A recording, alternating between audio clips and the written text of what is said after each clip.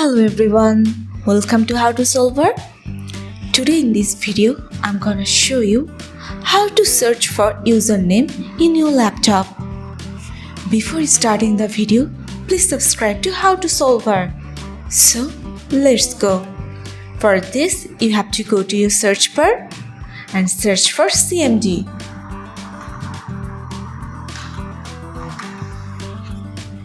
Now you can see here command prompt. You have to click on it. Here you have to type for net space users.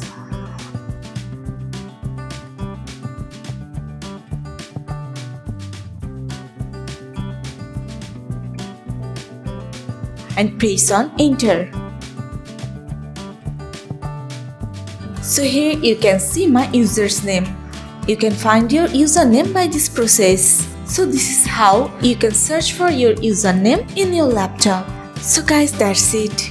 You can do this. I think this video is very helpful to you. If it was, then give a thumbs up and hit the subscribe button. And thanks for watching.